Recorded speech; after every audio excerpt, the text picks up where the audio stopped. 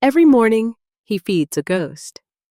Not because he has to, but because he believes he deserves to suffer. Then, one day, she arrives, carrying secrets, anger, and a plan to destroy him. But what she finds isn't a monster. It's a man already broken by his own guilt. And sometimes, the hardest thing to accept is forgiveness. Stay with me, because this is a story about redemption you won't forget. 5 o'clock, morning. The kind of cold that cracks the dirt. Montana territory, bitter frost on the window panes. Caleb Dunn struck a match. The sudden flare lit up a face that looked a lot older than its 34 years. He held the flame to the lantern wick, watched the shadows retreat into the corners of the kitchen. Then he started the stove. He cracked eggs into a black cast-iron skillet, sliced the bacon thick. The grease popped and hissed. It sounded loud in the empty house, way too loud. When the food was hot, Caleb reached into the cupboard. He took down 2 plates. He didn't need 2. He lived alone. Had for 2 years. But he plated the food anyway. Equal portions. 1 for him, 1 for the empty air. He picked up the second plate, walked over to the eastern windowsill. He set it down on the wood, carefully, like it might shatter. Then he took a clean white cloth, draped it over the steaming food. He didn't say a prayer, didn't say a single word. He just stood there for a minute, looking out at the dark horizon. It was a ritual, a self-made prison. He fed a ghost every morning so he wouldn't ever forget, because a man like him didn't get the luxury of forgetting. He sat down at the table, ate his own food in the quiet. It tasted like nothing at all. A few hours later, the sun dragged itself into the sky. Caleb rode his horse down the main dirt stretch of Cedar Flat. The town was just waking up. Folks saw him coming, and they did what they always did. They looked away. Women turned their shoulders. Men suddenly found something very interesting to look at on the wooden sidewalks. A heavy, suffocating silence followed him down the street. Caleb didn't mind. Honestly, he preferred it. He tied his horse outside the general store, pushed the door open. Inside, the air was warm. Smelled like coffee beans and leather. There were 3 people talking by the counter. The chatter died the second Caleb's boots hit the floorboards. Mrs. Pruitt stood behind the register. She didn't offer a smile. "Mr. Dunn," she said. Her voice sounded like dry leaves. "Mrs. Pruitt." Caleb kept his hands out of his pockets, resting loosely at his sides. He kept them visible, always visible. He asked for coffee and flour, counted out the coins, slid them across the glass counter. Before he left, he stopped by the community notice board near the door. He felt the weight of the folded letter sitting in his heavy wool coat. From the bank. Wendell Beck had sent it yesterday. 90 days. That was all he had left. 90 days to pay his debts, or the bank would take the land right out from under him. The numbers in his ledger didn't make sense anymore. Caleb knew cattle. He knew winter storms. He didn't know compound interest. He didn't know how the math kept moving away from him. He pulled a slip of paper from his pocket, took a brass tack from the board. He pressed it firmly into the wood. The paper was simple, written in a steady, heavy hand. Wanted, bookkeeper, room, board, and $3 a week.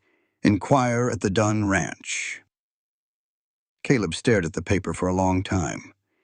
Inviting a stranger into his home, into his mess. It felt like a terrible mistake. But losing the ranch meant losing the only place he had left to hide, the only place he could pay his penance in peace. He pulled his hat down low against the glare of the morning sun, walked back out into the freezing wind. Tomorrow morning he'd make the ghost another breakfast, and he'd wait. The stagecoach hit a rut, hard. Eliza's teeth clicked together. She gripped the leather strap hanging from the roof. Her knuckles went white under her wool gloves. Outside, Montana was the blur of gray and brown, dead grass, frozen mud. She had been traveling for 5 days, Denver to Miles City to nowhere. She didn't feel the cold. She didn't let herself. The coach finally groaned to a halt. The driver shouted something unintelligible. Cedar Flat. Eliza stepped out. Her boots hit the frozen dirt. The town was exactly what she expected. A handful of wooden buildings leaning on each other for support. A saloon, a bank, a general store, and a man waiting by a wagon. Eliza knew him instantly. Caleb Dunn. She had spent 4 years picturing a monster, a brute, a man who killed with his bare hands. The man standing by the wagon didn't look like a monster. He looked tired. He took off his hat as she approached, held it loosely in his left hand. "Miss Marlowe?" His voice was low, rough around the edges like he didn't use it much. "Yes," Eliza said. Her voice was sharp, brittle. "Mr. Dunn, I presume?" He gave a single nod. He didn't offer his hand. She appreciated that. She wouldn't have taken it anyway. He loaded her heavy trunk into the back of the wagon, lifted it like it weighed nothing. Then he stepped back, far back. He gave her a wide berth to climb up onto the wooden seat. He was careful, too careful. They rode out to the ranch in silence. Eliza watched his hands on the reins. Calloused, steady. These were the hands that had held her brother down on a concrete floor. She felt a familiar hot anger flare in her chest. She pushed it down, buried it. She had a job to do. The ranch was small, a modest cabin, a barn, and a small outbuilding. "That's the smokehouse," Caleb said, pointing. "Converted it last year. It's got a stove, a good bed. It's yours." He stopped the wagon, carried her trunk to the door. "There's a latch on the inside," he said. He didn't look at her when he said it. He looked at the door frame. "It's solid iron. You lock it at night. I won't ever cross this threshold without your permission. If you need me, there's a bell on the porch. Ring it." Eliza stared at him. She had come prepared to fight for her boundaries. She had her sharp words ready. But he had just handed her exactly what she needed. Safety. Distance. "That is acceptable," she said evenly. "Supper is at 6, he said. "I'll leave a plate on the porch if you prefer." "I will eat at the table, Mr. Dunn. I am your employee, not a ghost." Something flickered in his eyes at the word ghost, but he just nodded and walked away. That night, Eliza locked the heavy iron latch. It slid home with a heavy, satisfying thud. She lit the small kerosene lamp. The room was clean, smelled faintly of cedar and old smoke. She didn't unpack her clothes. She went straight to the bottom of the trunk. She pulled out a journal. Brown leather, worn at the corners. She sat at the small wooden desk, opened it to the middle. Tucked between the pages was a thick piece of parchment. Official, stamped by the First Bank of Denver. It was a deed of debt. Transfer of ownership. $340. Eliza Marlowe hadn't answered an ad for a bookkeeper. Eliza Morrison had come to collect. She owned Caleb Dunn's debt. She held his ruin in her hands. She picked up her pen, dipped it in the inkwell. "Day 1, she wrote. "He is cautious. He plays the part of a broken man very well. I need to see the ledgers. I need to see what else he is hiding." She blew out the lamp. The next morning she woke before the sun, 5:30. She dressed quickly in the freezing dark, wrapped a thick shawl around her shoulders. She stepped out onto the porch. The main house was quiet, but smoke was curling from the chimney. Eliza walked softly toward the kitchen window. She looked inside. Caleb was at the stove, cooking. She watched him plate the food. 2 plates. Is someone else here, she thought? A ranch hand? A woman? But Caleb didn't put the second plate on the table. He carried it to the eastern windowsill. He set it down, covered it with a white cloth. Then he sat alone in the dark kitchen, eating in silence. Eliza stepped back into the shadows, her heart beat a little faster. What kind of man cooks breakfast for an empty room? She went back to her cabin, locked the door again. He was hiding something. Something deep, something sick. She would find it. She would tear it all down. Caleb knew the numbers were bad. He just didn't know how bad. It took Eliza exactly 2 days to tell him. She sat at the kitchen table. Her posture was perfectly straight. She had 3 of his leather-bound ledgers open in front of her. A bottle of black ink, a bottle of red. She used a lot of red. "Your record-keeping, Mr. Dunn," she said without looking up, "is a tragedy. Caleb stood by the door, holding his hat. I know cattle, not paper, clearly. Her pen scratched across the page. You sold 12 head of yearlings in May. The deposit from the bank shows a deduction of 4%. Did you agree to a 4% handling fee? Beck said it was standard. Eliza stopped writing. She finally looked up. Her eyes were sharp, like cut glass. Nothing Wendell Beck says is standard. He robbed you, Mr. Dunn. Caleb shifted his weight. It's done now. Just figure out what I owe by December. I already have. She closed the ledger. You owe $340. But according to my math, if they hadn't skimmed your deposits, you'd owe less than $200. They are bleeding you dry, purposely. Caleb felt a dull ache in his jaw. He had been clenching his teeth again. Leave it, he said. Excuse me? I said leave it. I owe what the paper says I owe. I'll pay it, or I won't. Just keep the book straight from here on out. Eliza stared at him. She looked like she wanted to hit him or scream at him. You are a very passive man for someone fighting for his life, she said. It was a quiet insult. It hit hard. Caleb turned around and walked out the door. He didn't have an answer for her, because she was right. 2 days later, they had to go into town. Supplies. Caleb drove the wagon. Eliza sat beside him, back straight, looking straight ahead. They went to the general store. Mrs. Pruitt was sorting mail. A few farmers were lingering by the stove. And Wendell Beck was there. The banker was a round man, wore a vest that was too tight. He was standing by the counter talking loudly to Mrs. Higgins. Mrs. Higgins was 70. Lost her husband to winter fever 3 years ago. I'm sorry, Martha, Beck was saying. He didn't sound sorry. But the interest on the seed loan compounded. You owe $14 this month, not 10. Mrs. Higgins looked small. Her hands shook as she held her worn coin purse. But, Mr. Beck, I only borrowed $40. I've been paying 10 a month for 3 months. Compound interest, Martha. It's complex. I wouldn't expect you to understand the mathematics of it. Beck smiled. It was a greasy smile. Caleb felt his stomach turn. He took a step forward, but Eliza moved faster. She walked right past Caleb, right up to the counter. Actually, Mr. Beck, Eliza's voice rang out, clear, cold, and very loud. The mathematics are incredibly simple. The entire store went dead silent. The farmers by the stove stopped chewing their tobacco. Beck blinked. And you are? Miss Marlowe. I keep the books for the Dunn Ranch. Eliza didn't blink back.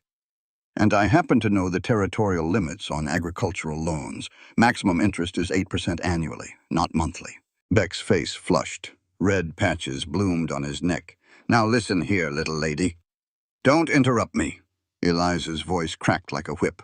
$40 at 8% annual interest compounded over 3 months yields an additional 80 cents. Not $4. If Mrs. Higgins has paid you $30 already, her remaining principal is roughly $10.80. She turned to the widow. Her voice softened just a fraction. Give him $11, Mrs. Higgins, and demand a receipt that says paid in full. Beck sputtered. You can't just... I am the bank manager. This is business.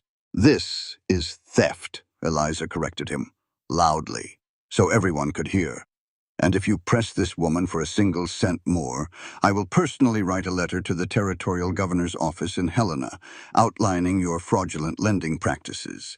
I have a very clear hand, and I am very good at math. Would you like to test me?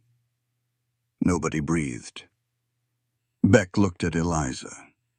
Then he looked at the men by the stove. They were all watching him. He snatched the $11 from Mrs. Higgins' trembling hand, scribbled on a piece of paper, slammed it on the counter.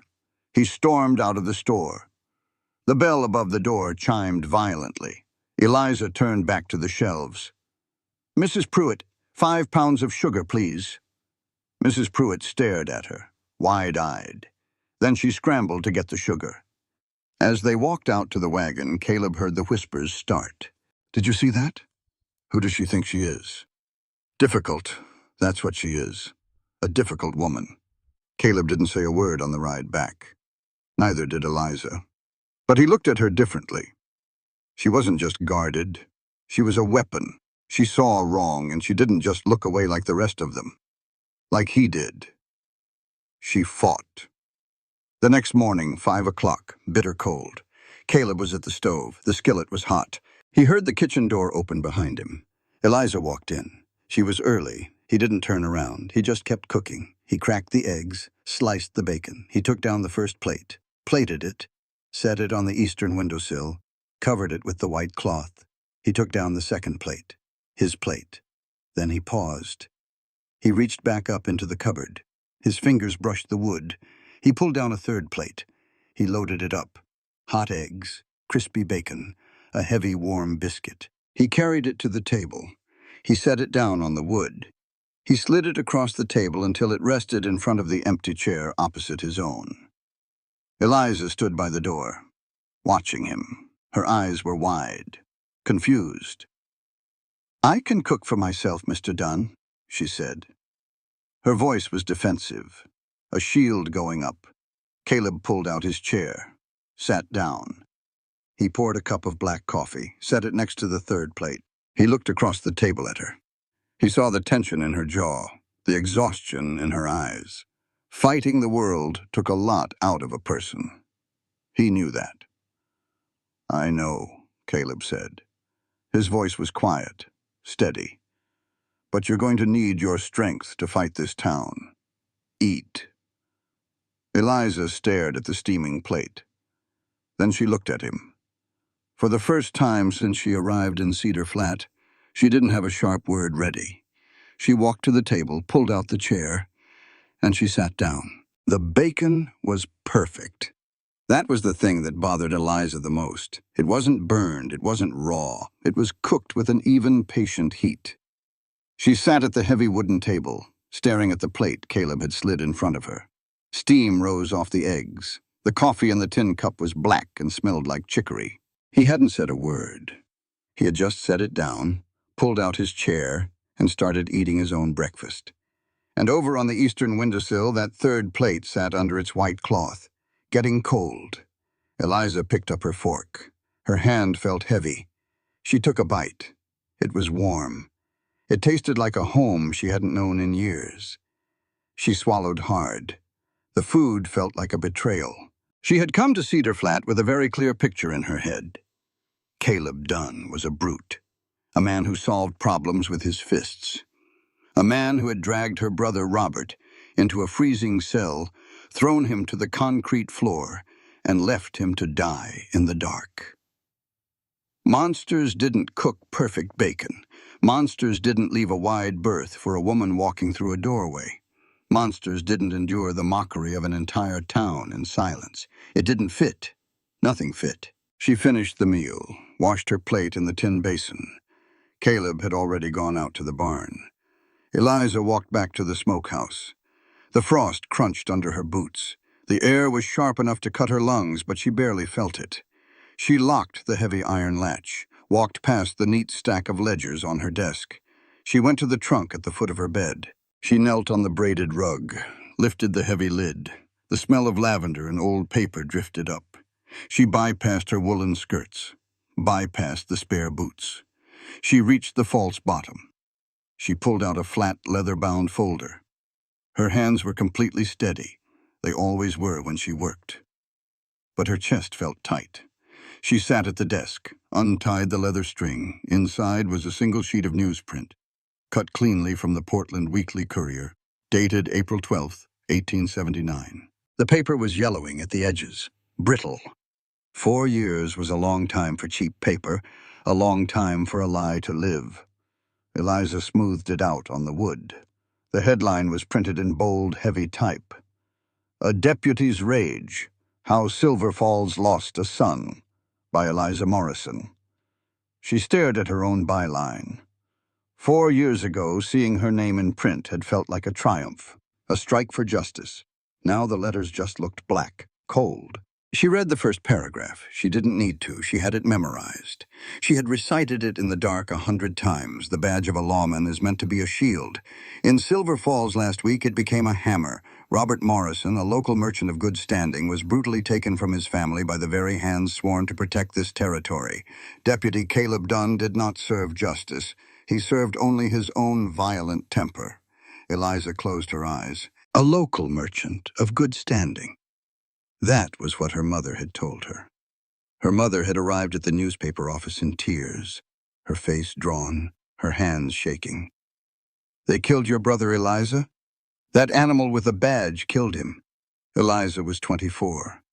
She was hungry to prove herself in a newsroom full of men who thought women should only write about church socials and pie recipes. She had the fire, she had the platform, so she wrote. She didn't take the train to Silver Falls. She didn't go to the jailhouse. She didn't read the coroner's report. She definitely didn't talk to Caleb Dunn. She took a grieving mother's word, mixed it with her own righteous anger, and lit a match. The article had been picked up by 6 other territorial papers. It had caused an uproar. It had forced the sheriff to fire his deputy. It had ruined Caleb's name, permanently. Eliza opened her eyes, looked down at the page, a violent temper. She looked out the small window of the smokehouse. Down by the corral, Caleb was working with a young roan gelding. The horse was skittish, nervous, tossing its head and sidestepping in the frozen mud. Eliza watched him. A man with a violent temper would yank the lead rope, would shout, would whip the animal into submission. She had seen men do it 100 times on the frontier, break the spirit to get the compliance. Caleb didn't raise his hands, he didn't shout. He just stood there, holding the rope loosely. He took a slow step forward, spoke quietly. The wind carried the low, rhythmic cadence of his voice away, but the horse heard it. The animal's ears flicked back, then forward. Caleb took another step. He reached out, slow, deliberate. He let the horse smell his hand. Then, very gently, he rested his palm on the roan's neck. The horse blew out a long breath. The tension melted out of its shoulders. He didn't break the animal. He waited for it. Eliza felt a cold knot form in the pit of her stomach. She looked back at the newspaper on her desk. The bold, black letters. The absolute, unbending certainty of a 24-year-old girl who thought she knew how the world worked. Good standing. Violent temper. They weren't facts. They were just words. Words she had weaponized. She had stripped a man of his right to be heard. She had acted as the judge, the jury, and the executioner, all from the comfort of a desk 300 miles away. She picked up the clipping. Her fingers trembled just a fraction. If Caleb Dunn wasn't a monster, then what did that make her? She walked over to the small iron stove. She opened the heavy metal door. The coals inside were glowing cherry red. She held the newspaper over the heat. The edges started to curl, turning brown, then black. She wanted to drop it in.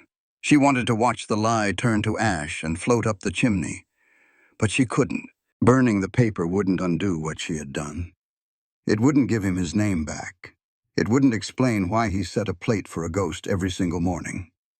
She pulled her hand back. The paper was singed but intact. She folded it carefully, walked back to the trunk, placed it beneath the false bottom. Eliza sat on the edge of the bed. The room was quiet. The only sound was the wind rattling the window panes. She had come here to finish destroying him, to take his land, to make him pay the final price for Robert. But the ledger in her mind was suddenly out of balance. The ink was smeared. She put her face in her hands. "What have I done?" she whispered to the empty room. There was no answer, just the wind. Sunday morning. The wind died down sometime after midnight. When Caleb woke up, the silence in the cabin was heavy, almost thick. He lay in bed for a moment, staring at the exposed beams of the ceiling. Normally, the silence pressed down on him, reminded him of everything he didn't have, everyone who was gone. Today, it just felt like quiet. He got up, pulled on his heavy wool trousers, his thick flannel shirt. It was cold, but the biting edge was gone. The sky outside the window was a pale, clear blue. Sunday meant no heavy labor, no mending fences, no breaking horses, just feeding the stock and surviving until Monday. He walked into the kitchen. The stove was cold. He built the fire, methodical, kindling, wood, match. He watched the flames catch, turning the gray ash bright orange.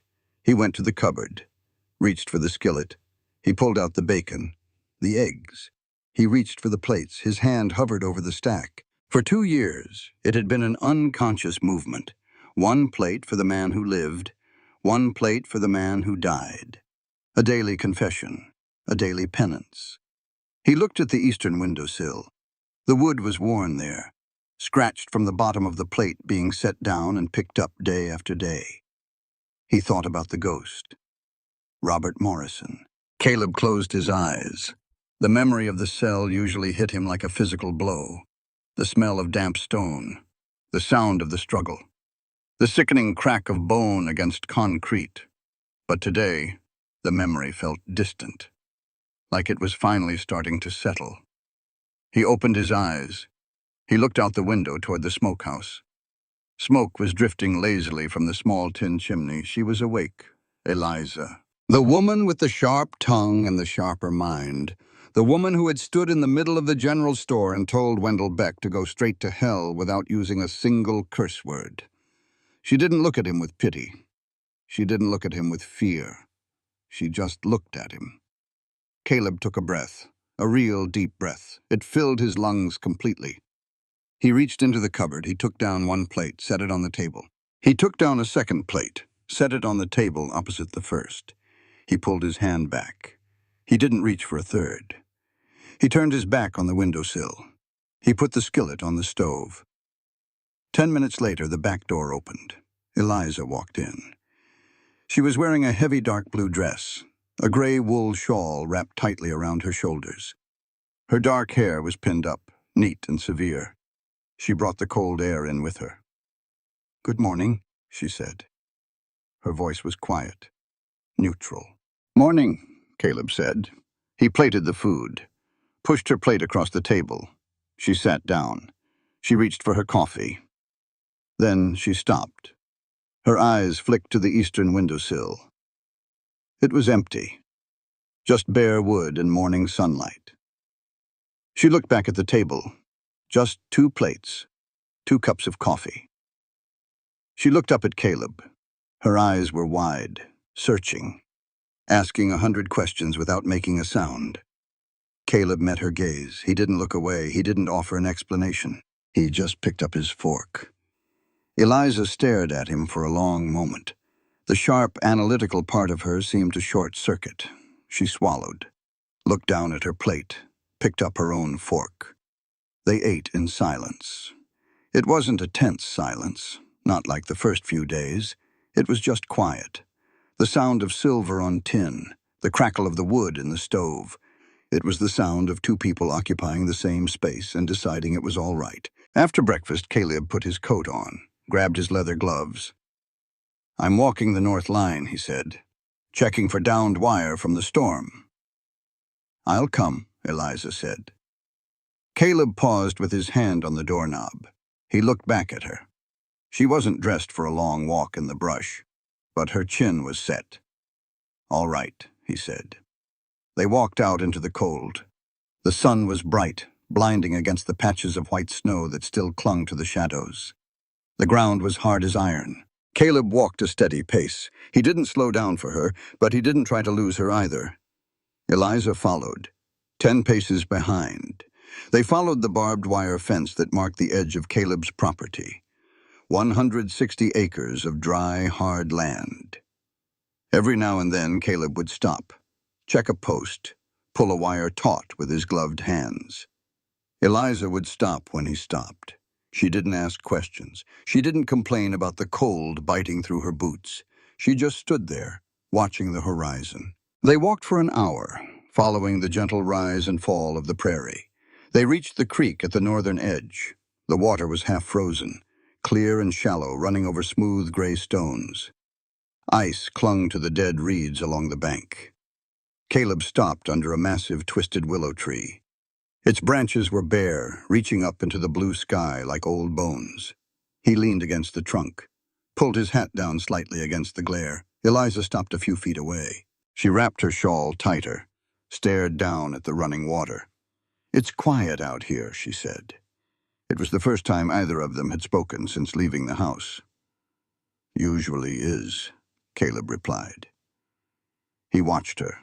The wind picked up a stray strand of dark hair that had escaped her pins. It whipped across her cheek. She didn't brush it away. She looked tired, not physically, deeply. "You don't go to church, Miss Marlowe," Caleb stated. "Not a question, just an observation." Eliza kept her eyes on the water. "I find God is rarely in the buildings people build for him." Caleb gave a short, quiet laugh. It surprised him. It surprised her, too. She looked up. "The town thinks you're a heathen," he said. "The town thinks you're a pariah," she shot back, automatically, defensively. Then she stopped. She closed her eyes for a second. Regret washed over her face. "I'm sorry," she said quietly. "That was unnecessary." "It was true," Caleb said. He looked out over the frozen grass. "Pariahs and heathens. Guess we make a pair." Eliza looked at him. Really looked at him. The hard lines around his mouth, the scars on his knuckles, the steady, unbroken calm in his eyes. "Why do you stay, Mr. Dunn?" she asked. "If they hate you so much, why not go further west, start over?" Caleb looked down at his boots, at the frozen Montana dirt. "Because a man can't outrun his own shadow," he said slowly. "I tried that. It followed me. So I figured I'd just stand still. Let it catch up. Deal with it here." He looked back up at her. "What about you, Miss Marlowe? What are you running from?"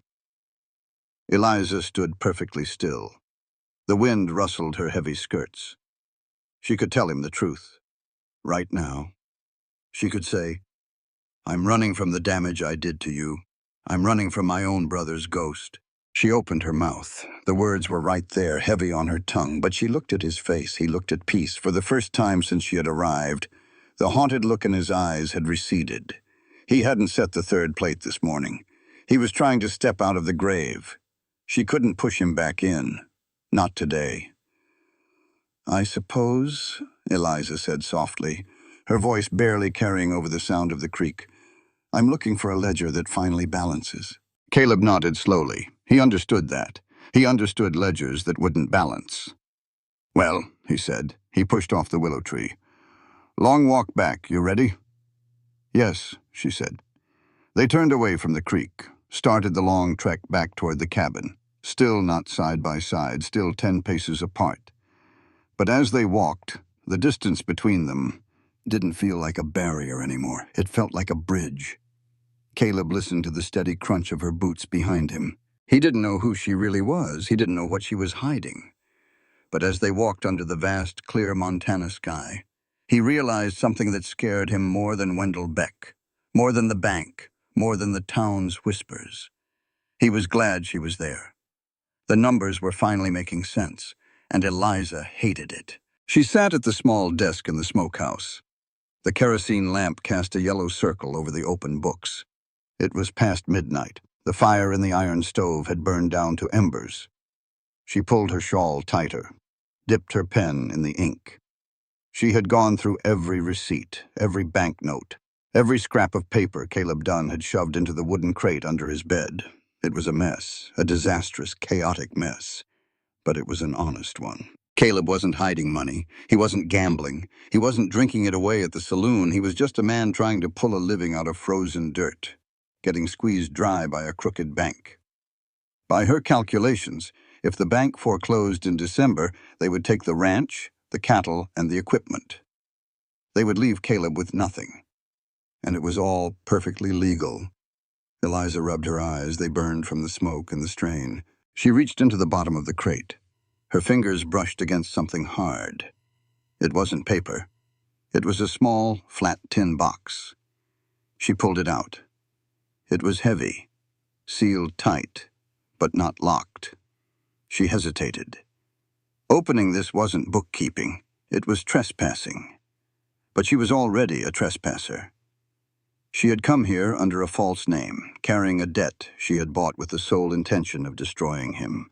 A little more trespassing wouldn't damn her any further than she already was. She pried the lid off. Inside, there was a stack of thick, cream-colored envelopes. They weren't from Cedar Flat. They weren't from Wendell Beck. The return address on the top envelope read, First National Bank of Oregon, Portland Branch. Eliza's breath caught in her throat. Portland. Home. She opened the first envelope. The paper was crisp, formal. It was a bank statement, dated 3 months ago. Account holder, Caleb M. Dunn. Current balance, $2,047.80. Eliza stared at the number. She blinked, looked away, looked back. The number didn't change. $2,047.80. In 1881, that was a fortune. It was enough to pay off Wendell Beck 6 times over. It was enough to buy the neighboring ranch. It was enough to build a new house, buy 100 head of prime cattle, and never worry about a winter freeze again. He had it. He had the money, sitting in a vault in Oregon. Why was he living like this? Why was he eating cheap bacon and wearing boots with holes in the soles? Why was he letting a thief like Beck humiliate him in front of the whole town? Her hands started to shake. She dug deeper into the tin box. She pulled out an older envelope. From a year ago. Another statement. The balance was the same, exactly the same. He hadn't touched a single dime. Beneath the statements, there was a letter, typed on heavy legal stationery. Eliza unfolded it. The seal of the state of Oregon stared back at her. Regarding Dunn versus Silver Falls Municipal, final settlement disbursement. Eliza read the words. Then she read them again. Wrongful termination, defamation of character. Settlement awarded to the plaintiff Caleb M. Dunn, paid in full by the municipal treasury of Silver Falls. The room suddenly felt very small. The air felt thin. She knew about the lawsuit. She had read about it in the dossier the lawyers in Denver had prepared for her. Caleb had sued the town after they fired him. He had won. But seeing the paper in her hands made it real. And then the horrible, crushing realization hit her. She knew where that money came from. Silver Falls was a small town. They didn't have a massive treasury. A $2,000 settlement would have emptied their coffers. It would have come from the property taxes of the local merchants, the farmers, the townspeople, the same townspeople who had paid for Robert Morrison's funeral. It was blood money. Caleb Dunn had won his lawsuit. The court had cleared his name. They had handed him a fortune to make up for the ruin of his career, and he refused to touch it. He had parked it in a bank 300 miles away, and he had walked into the Montana wilderness to freeze, to starve, to be mocked and shunned. Because he believed he didn't deserve it. He believed he owed the dead. Eliza dropped the letter. It fluttered to the wooden floor. She leaned back in her chair. The rough wood bit into her spine. She stared at the ceiling beams. A violent temper. That's what she had written. A man who serves only his own rage. A man of rage doesn't do this. A man of rage takes the money and runs. He buys a saloon. He buys a new life. He doesn't set a breakfast plate on a windowsill every morning for the ghost of the man he killed. She had built a monster in her head. She had nurtured it for 4 years. She had fed it with her mother's tears and her own righteous indignation. Now the monster was gone. And in its place was just a man. A quiet, broken, honorable man. A man who was currently sleeping in a freezing cabin 50 feet away, letting the world crush him because he thought it was what he deserved. Eliza covered her face with her hands. She didn't cry. Crying was too easy. Crying was a release she hadn't earned. She felt sick. A deep, hollow sickness in the very center of her chest. She had bought his debt. She held the deed to his ruin. She had come here to drop the final hammer on his life. But he was already doing it himself, and he was doing it with more grace than she had ever possessed. She picked up the ledger she had been working on, the one filled with her neat red ink. It was worthless. All her math was worthless. The ledger she had kept in her mind, the ledger of right and wrong, of guilt and innocence, was completely, irreparably unbalanced. She blew out the lamp. She sat in the dark for a long time, listening to the wind, waiting for the dawn, waiting for the sound of a match striking in the kitchen next door, waiting to see the man she had ruined. The axe came down, heavy, fast. The pine log split clean down the middle, two perfect halves hitting the frozen dirt. Caleb didn't stop. He picked up another log, set it on the stump, swung again. It was Tuesday afternoon. The sky was the color of old iron. It was going to snow before nightfall. Heavy snow. He needed wood. But mostly he just needed to hit something. He had felt it for 3 days, a shift in the air, ever since the walk by the creek on Sunday. Eliza was looking at him differently. It wasn't the guarded, defensive look she had when she first arrived. It wasn't the sharp, challenging glare she had when she fought the banker. It was something worse. It looked like pity, or maybe understanding. He didn't want either. He swung the axe again. The crack echoed off the barn. "You're going to break the handle, Caleb. Or your back, probably both." Caleb stopped, the axe head resting in the wood. He turned. Doc Harlan was sitting in his black buggy near the corral fence.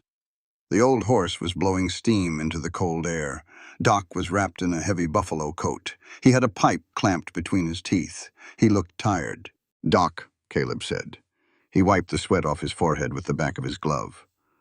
"Got coffee?" Doc asked. "Always." They went inside. The cabin was warm. Caleb poured 2 tin cups from the pot on the stove, handed one to the older man. Doc took a sip, sighed. He didn't take his coat off. "Cold ride," Doc said. "What brings you out here, Samuel? You don't make house calls for healthy men." Doc wrapped his bare hands around the warm tin. He looked down into the black liquid. "Got a telegraph yesterday, from a colleague in Denver." Doc looked up. His eyes were grave. "There's a lawyer asking questions about you. Name of Greer." Caleb's jaw tightened. He took a slow drink of his coffee. "Asking what?" "Everything, when you got here, what you own. But mostly they're asking for copies of the old medical records, the ones I kept when I was practicing in Oregon." The kitchen went dead silent. Doc Harlan was the only person in Cedar Flat who knew. He had been the county physician in Silver Falls 4 years ago. He was the one who had signed the death certificate. "I didn't send them, Caleb," Doc said quietly. "Told them medical records are confidential unless a judge says otherwise." "A judge will say otherwise soon enough," Caleb said. His voice was flat, empty. He set his cup down, walked over to the window, looked out at the gray sky. He had known this day would come. You can't outrun a ghost. Eventually it gets tired of walking and catches a train. "Caleb," Doc said. The old man's voice was gentle. "You've carried this for 4 years. Let it go, before it buries you." "It's my load to carry." "It's a load of bull," Doc snapped. He slammed his cup on the table. The coffee sloshed over the rim. "I was there, damn it. I saw the body, I saw the cell. I know what happened." "You know what the paperwork said." "I know what I saw." Doc stood up. He walked over to Caleb. "You let this town treat you like a leper. You let the bank rob you blind. You set a plate out for a man who wasn't fit to shine your boots."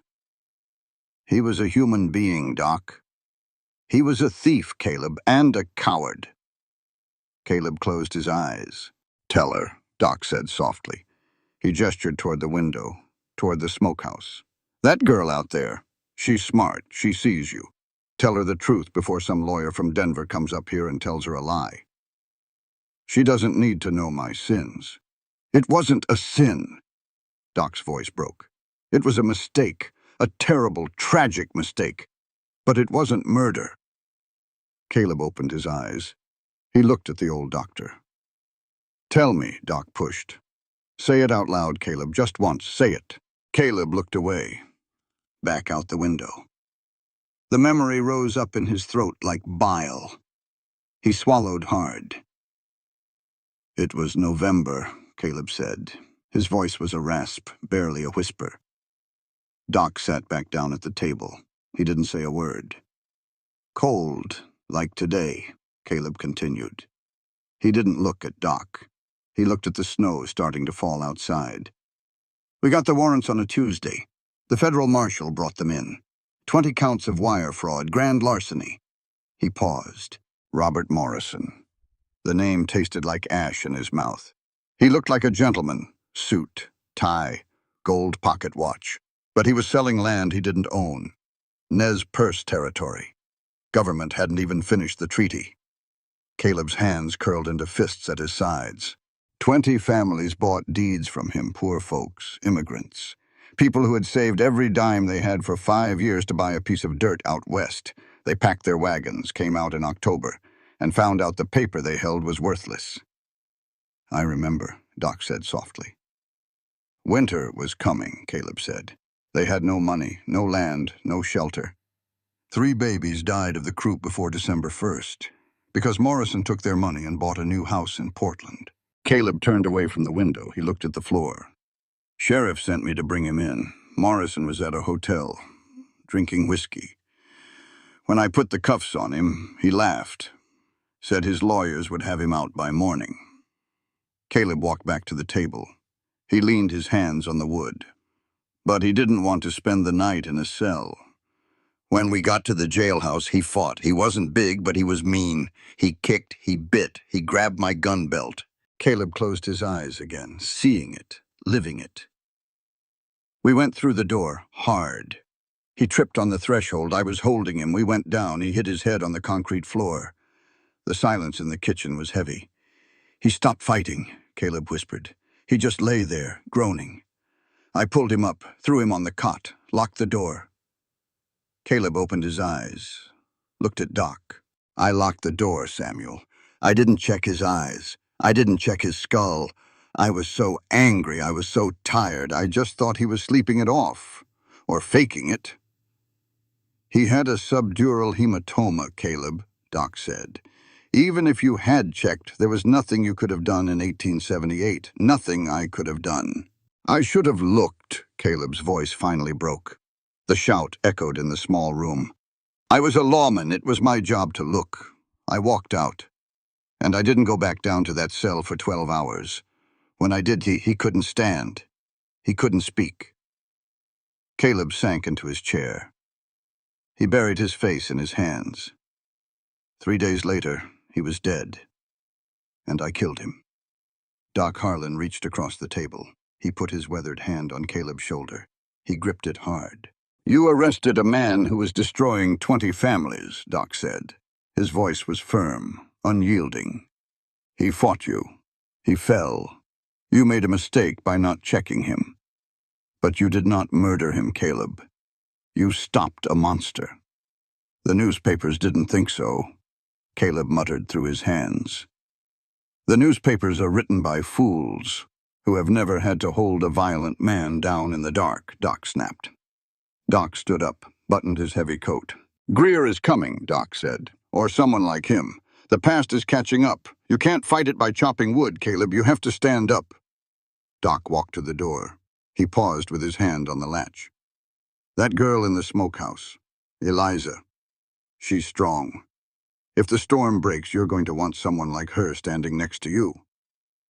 Doc opened the door. The wind howled into the room. Stop feeding the ghost, Caleb, Doc said. Start feeding the living. He walked out into the snow. Caleb sat alone at the table for a long time. The coffee in his cup grew completely cold. He looked over at the eastern windowsill. The wood was bare. He didn't know what was coming. But he knew Doc was right. The silence wasn't going to protect him anymore. He stood up, grabbed his coat. He had a storm to prepare for, and a lot of ledgers to balance. The first real snow of the year didn't fall. It drove. It came sideways across the plains, hard and fast, biting like ground glass. Caleb was in the barn, pitching hay. The rhythmic thump of the pitchfork was the only sound besides the wind tearing at the roof boards. Then a shadow blocked the light at the open barn doors. Caleb paused. He leaned on the handle of the fork. A man stood there, wearing a heavy buffalo coat, snow piled on the brim of his Stetson. He didn't look like a local. He stood too square, too comfortable in a storm. The man reached inside his coat. He didn't pull a gun. He pulled a piece of paper. He stepped into the barn, pushed his coat back, just enough to show the silver star pinned to his vest. U.S. Marshal. "Caleb Dunn?" the man asked. His voice was gravelly, used to giving orders. "I am," Caleb said. "Marshal James Cole." He held out the paper. "Got a summons for you. Judge Parsons is holding a circuit court hearing in Cedar Flat next Tuesday. You are commanded to appear." Caleb didn't take the paper right away. He just looked at it. "What for?" "Petition filed to reopen an investigation. The Morrison death in Silver Falls." Caleb's chest went perfectly still. He reached out, took the heavy parchment.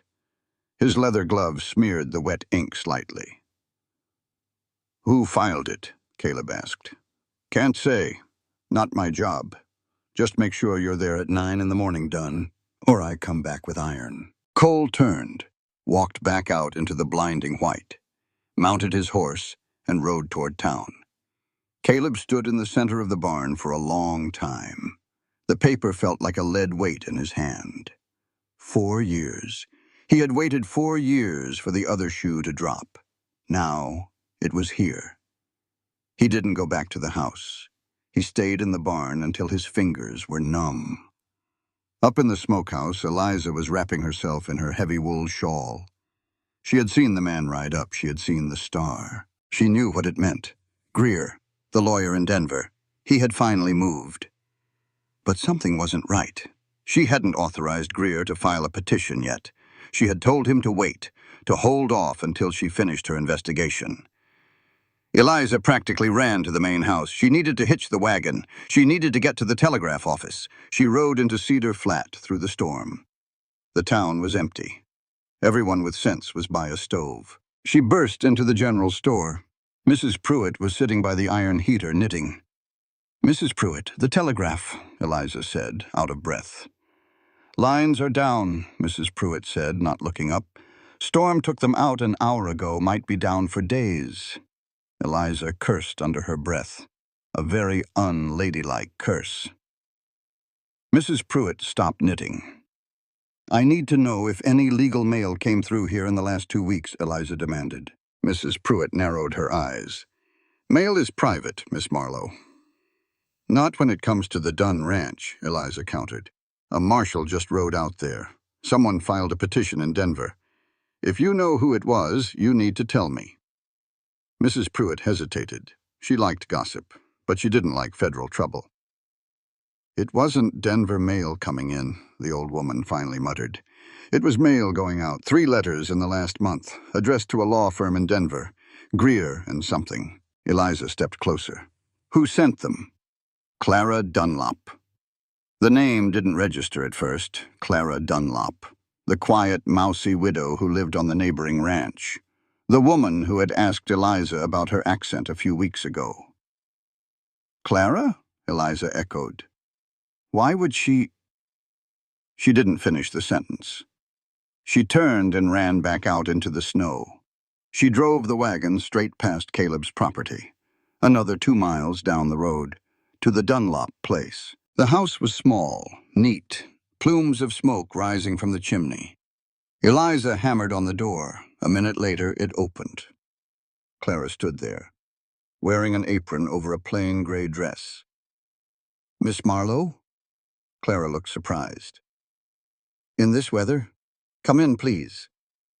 Eliza stepped inside. She didn't take off her coat. She didn't brush the snow from her hair.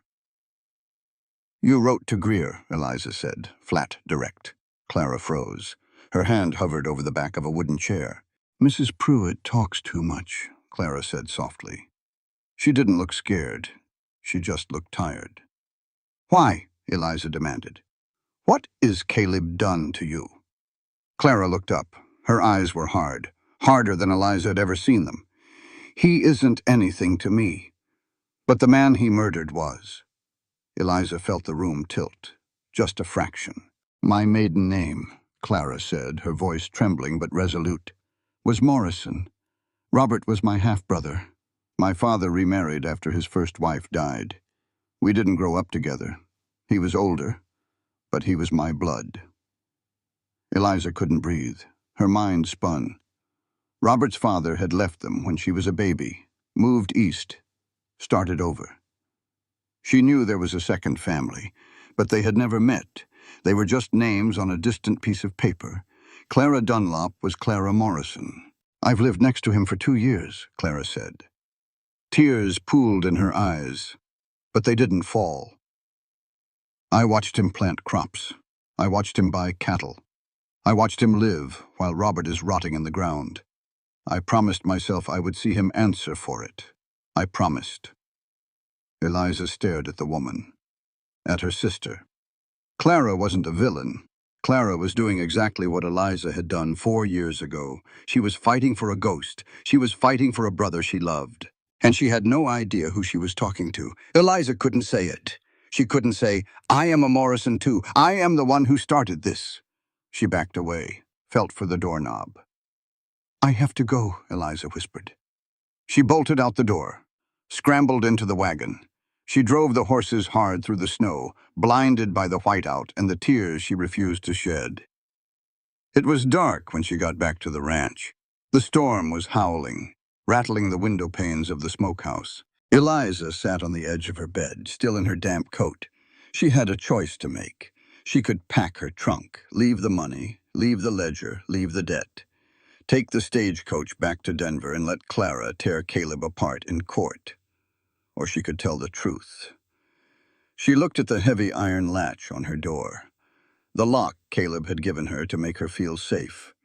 She stood up, unlatched the door.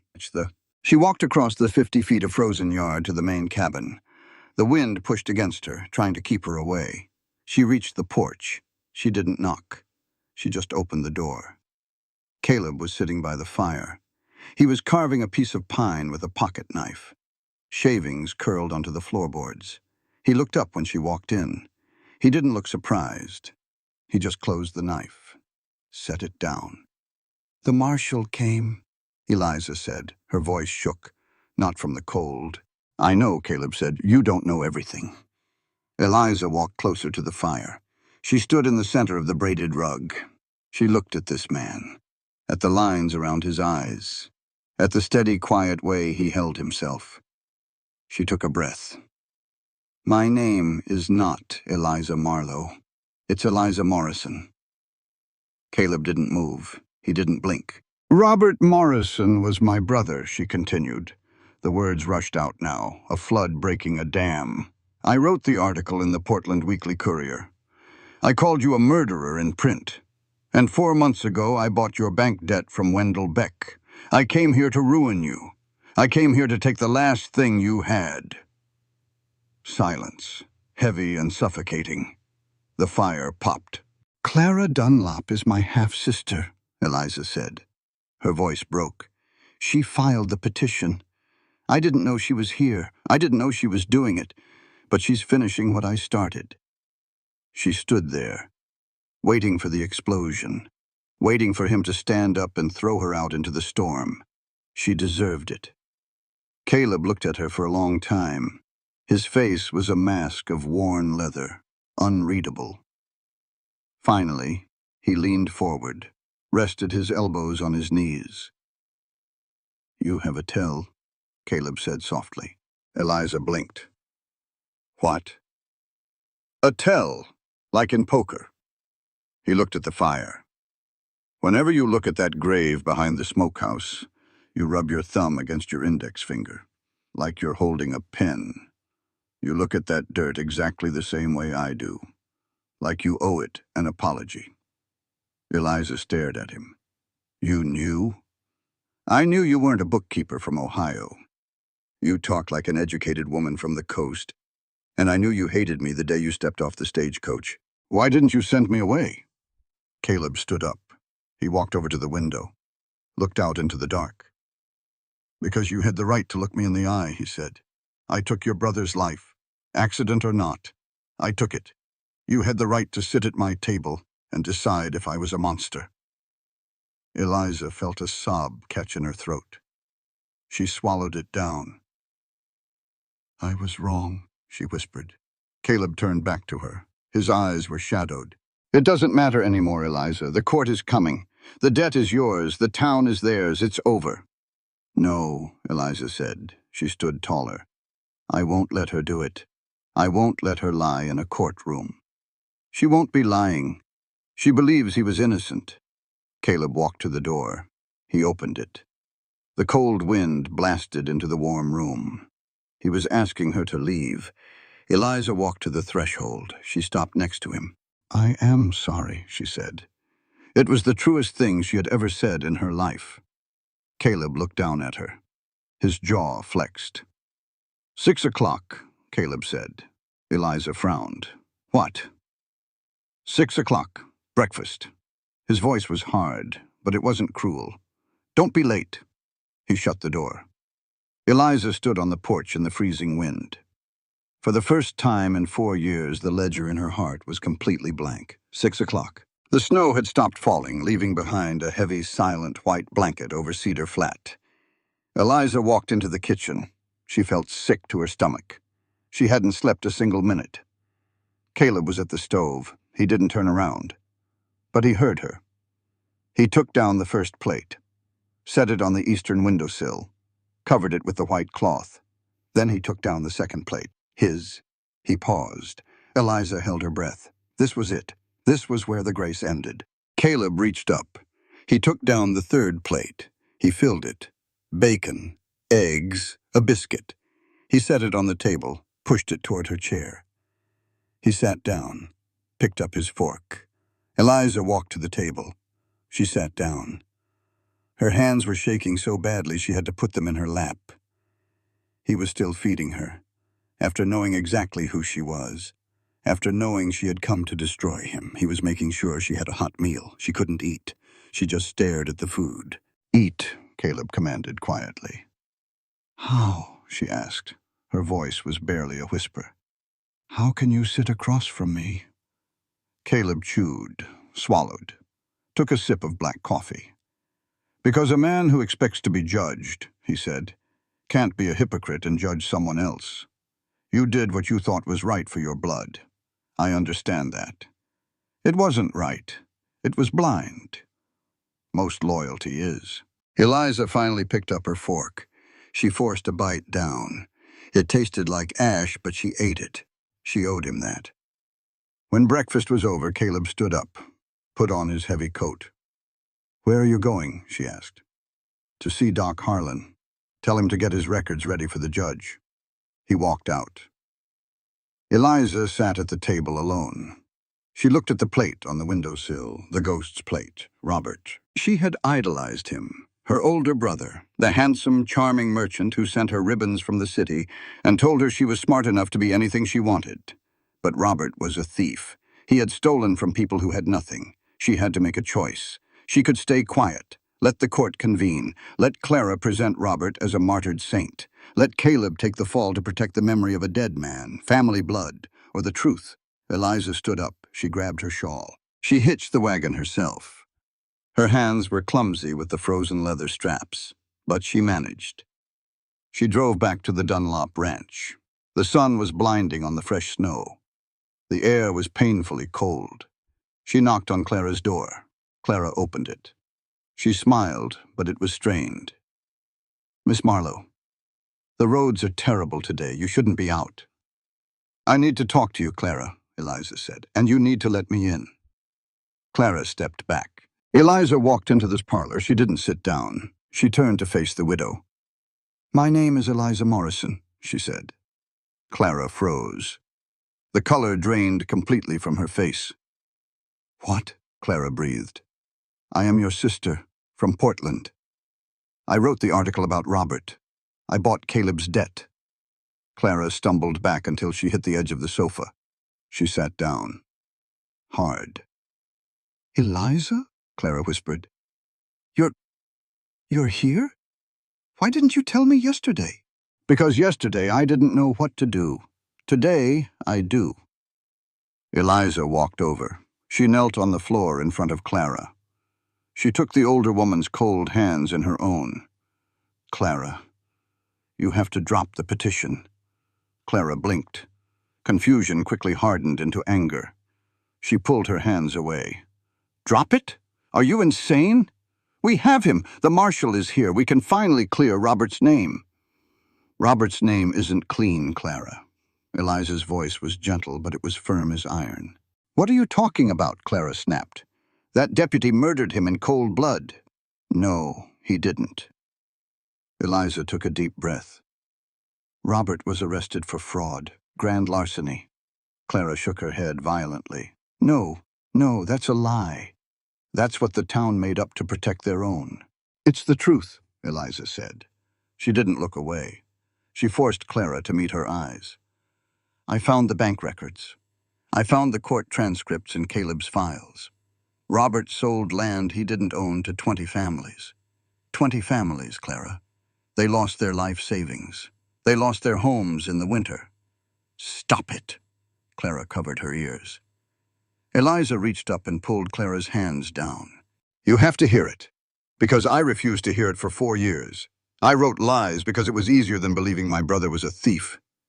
Tears were finally spilling down Clara's cheeks. He fought Caleb in the jail, Eliza continued quietly. He fell. He hit his head. Caleb made a mistake. He didn't check on him. And Caleb has spent every single day since then punishing himself for it. He refuses to spend the money the town gave him. He lives in poverty because he thinks he deserves it. Clara was weeping now. A deep, ugly sound of a heart breaking. He was a good man, Clara sobbed. Robert was a good man. People are complicated, Clara. Robert loved us. But he did a terrible thing. We cannot build justice on a lie. Eliza moved up onto the sofa.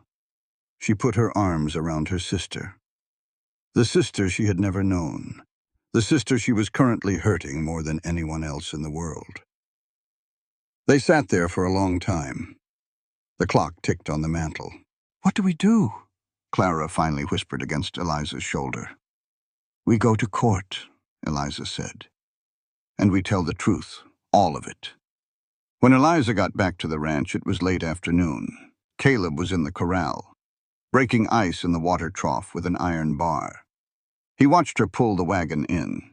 He walked over, took the reins from her frozen hands. Where did you go? He asked. To see Clara. Caleb's jaw tightened. I told you to leave it be. I don't take orders very well, Mr. Dunn. Eliza climbed down from the wagon. Her legs were stiff from the cold. She stumbled slightly. Caleb reached out, instinctively grabbing her elbow to steady her. His grip was strong, warm through the heavy wool of her coat. She looked up at him. I told her the truth about Robert, Eliza said. Caleb went still. He stared down at her. You what? I told her about the 20 families. I told her about the fraud. Why would you do that? Caleb sounded genuinely baffled. Angry, almost. He was your brother. You protect your blood. I protect the truth, Eliza said fiercely. I learned my lesson about protecting blood 4 years ago. I ruined a good man's life doing it. I won't do it again. Caleb let go of her arm. He stepped back. He looked at her like he had never seen her before. He had expected her to pack her bags. He had expected her to stand beside her sister in court and watch him hang. That was the way the world worked. He hadn't expected her to tear down her own family's idol just to stand in the mud with him. The hearing is on Tuesday, Caleb said quietly. I know, Eliza said. I'll be there. They'll put you on the stand. Greer will try to tear you apart. You're giving up your claim to the debt. You're giving up everything. It was never mine to begin with. Eliza turned and walked toward the smokehouse. Caleb watched her go. He looked at the small, sturdy building. He looked at the heavy iron latch on the door. For the first time in 4 years, Caleb Dunn didn't feel the weight of the ghost pressing down on his shoulders. He just felt the cold wind, and he realized he was finally ready to fight back. They held the circuit court in the Methodist church. It was the only building in Cedar Flat big enough to hold the whole town. And the whole town was there. Every pew was packed. Wendell Beck sat near the back, looking smug. Mrs. Pruitt sat in the middle, looking eager. Up front, Judge Thomas Parsons sat behind a heavy oak table. He looked tired. like a man who had seen too many people ruin their lives over bad dirt and worse pride. Caleb sat on the left, back straight, looking straight ahead. Clara sat on the right. Next to the lawyer, Greer. She looked pale, trembling but holding her ground. Eliza sat in the second row, right in the middle. Marshal Cole called the room to order. The murmur of 100 people died away. The silence was heavy, suffocating. They called Caleb first. He walked up, put his hand on the Bible, swore to tell the truth, and he did. He didn't make excuses, he didn't dress it up. He told them about the warrants. He told them about the struggle in the cell. He told them how Robert fell, and how he, Caleb Dunn, had locked the door without checking. He offered his guilt to the room, flat, plain. The townspeople whispered. They liked a villain. It made them feel better about themselves. Then Greer stood up. "The prosecution calls Miss Eliza Marlowe," the lawyer said. His voice echoed in the high rafters. Eliza stood up. She walked down the aisle. Every eye in the room tracked her. The difficult woman, the outsider. She took the oath, sat in the hard wooden chair. Greer approached her. He looked confident, like a man holding a winning hand. "Miss Marlowe," Greer began. "My name is Eliza Morrison," she said. Her voice carried, clear as a bell. The room erupted. Whispers turned into gasps. Judge Parsons banged his gavel. "Order! Let the witness speak!" Greer looked surprised, but he recovered fast. "Very well, Miss Morrison. You are the sister of the deceased. Did you come to Cedar Flat intending to gather evidence of murder against Mr. Dunn?" "Yes," Eliza said. "And in 3 months of living under his roof, investigating his life, did you find that evidence?" Greer was waiting for the kill shot. He was waiting for her to say Caleb was a monster. Eliza looked at Caleb. He was watching her. Not asking for mercy. Not asking for anything. She looked at Clara, her sister, crying silently. Then she looked at the judge. "No," Eliza said. Greer frowned. "Excuse me?" "I found no evidence of murder," Eliza said. She spoke slowly. Let every word land. "I found a man who made a terrible mistake in a moment of exhaustion. A man who has spent 4 years punishing himself for it. And I found something else." She reached into her dark wool coat. She pulled out a stack of folded papers. "I found the territorial bank records of my brother, Robert Morrison, which I submit to the court now." She held them out. Marshal Cole took them, handed them to the judge. "My brother," Eliza said, her voice steady, "defrauded 20 families of their life savings. He sold them government land he did not own. He was a thief. He was running from federal warrants when Deputy Dunn arrested him." Greer was turning red. "Objection! This is irrelevant to the charge of—" "It is entirely relevant," Eliza cut him off. Her voice cracked like a whip. "Because 4 years ago, I wrote an article in the Portland Weekly Courier. I called Caleb Dunn a murderer. I ruined his name. And I did it without knowing a single fact. I lied to my readers. I lied to my family. And I will not lie to this court." The church was dead silent. You could hear the wind rattling the stained glass. She was burning her own house down, right in front of them. Burning her career, burning her brother's memory, to save a man the town hated. Judge Parsons looked over the papers. He looked at Caleb. Then he looked at Eliza. "Miss Morrison," the judge said quietly, "it takes a rare kind of courage to publicly correct your own record. Step down." 10 minutes later, the gavel fell. Case dismissed. Lack of evidence. Caleb Dunn was free. He should have felt lighter. But as Caleb walked out of the church, the cold air hitting his face, he just felt numb. He didn't go back to the ranch. He went to the telegraph office.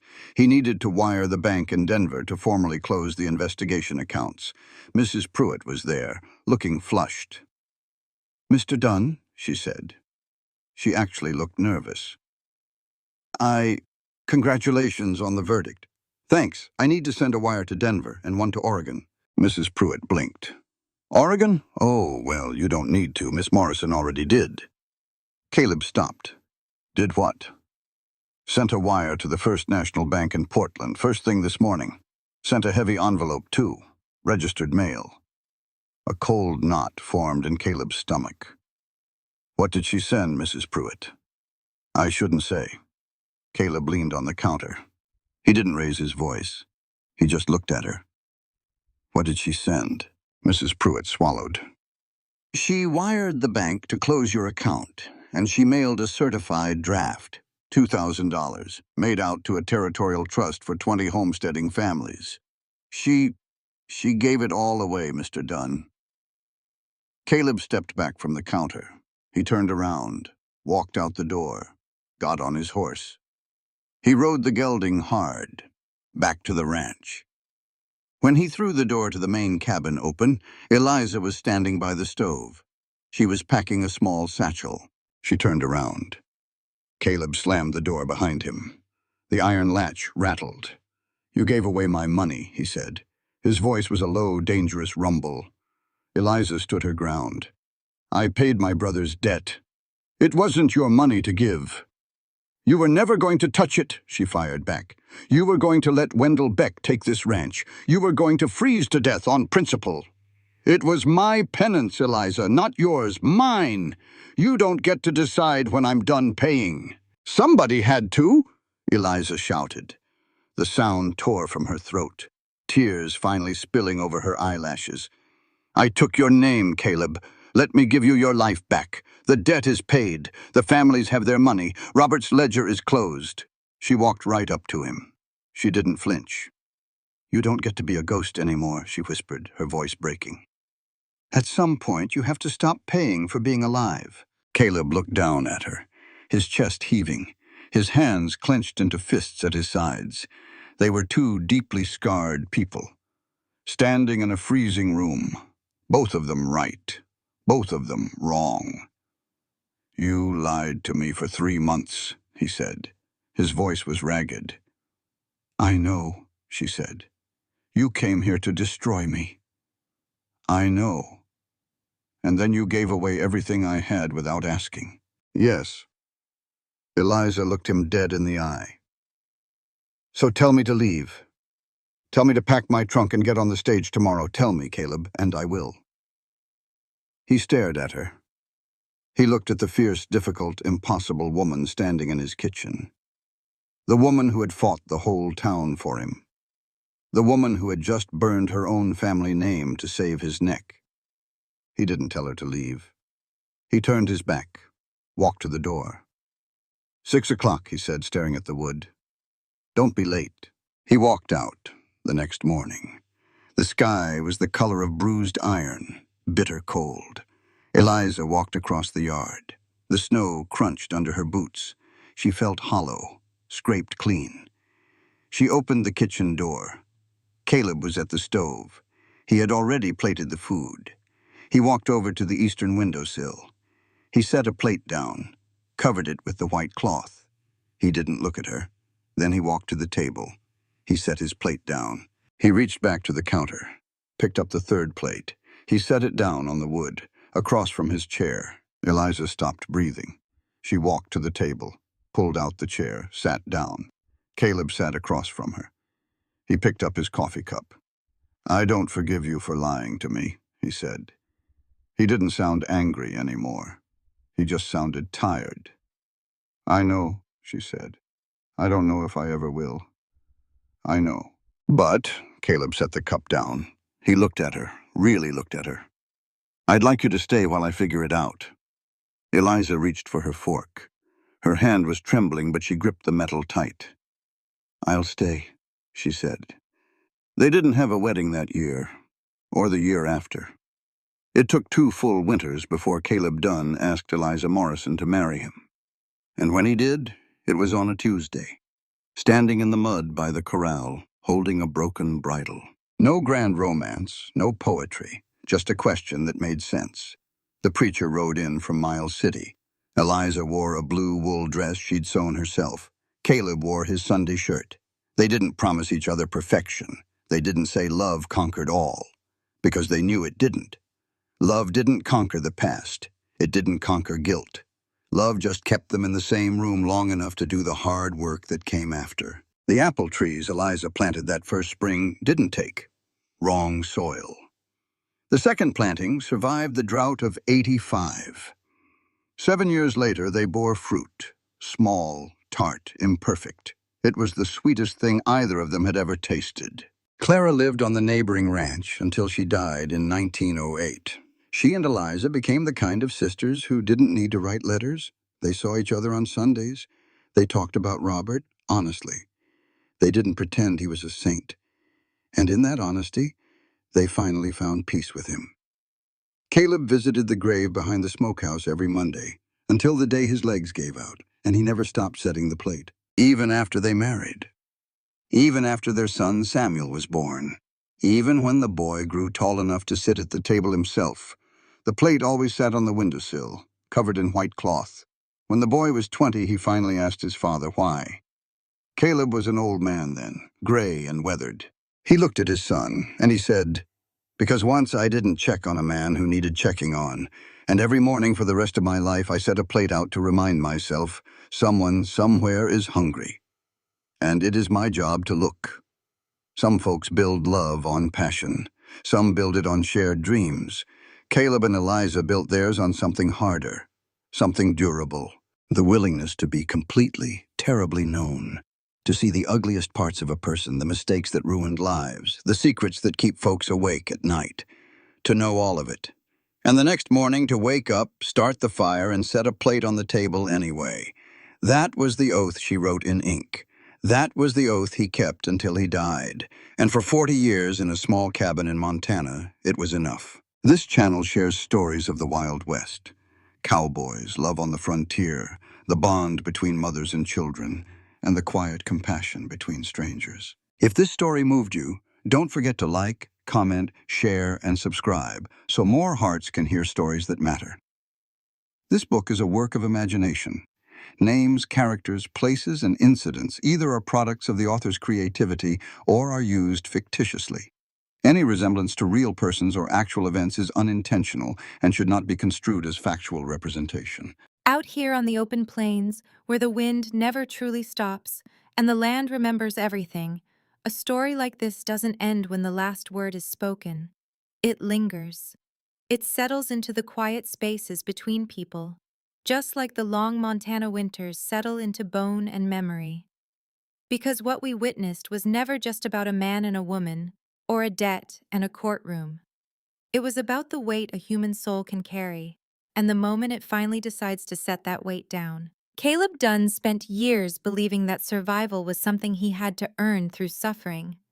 Every cold morning, every silent meal, every coin he refused to spend, it was all part of a punishment he built with his own hands. And Eliza, she carried a different kind of burden. Not guilt born from action, but from certainty. The kind of certainty that blinds, that convinces us we already know the truth before we ever go looking for it. She didn't just judge a man, she shaped the world's judgment of him. And that kind of power leaves a mark just as deep as any wound. What this story teaches us is simple, but not easy. Truth is rarely clean, and justice is rarely quick. People are complicated. A good man can make a terrible mistake. A loved one can live a life we never truly understood. And sometimes the hardest thing we will ever have to do is stand in the middle of that mess and choose honesty over comfort. There is also something deeply human in the way both of them tried to make peace with the past. Caleb believed he had to suffer forever to balance the scales. Eliza believed she had to destroy him to make things right. But in the end, neither punishment nor revenge brought balance. It was truth that did. Truth, and the courage to face it openly, without hiding behind pride or anger or fear. And maybe that's the real heart of this story. Not love in the romantic sense, though it's there. Not justice in the legal sense, though it comes. But something quieter. The kind of love that stays when things are broken. The kind of forgiveness that doesn't excuse the past, but refuses to let it define the future.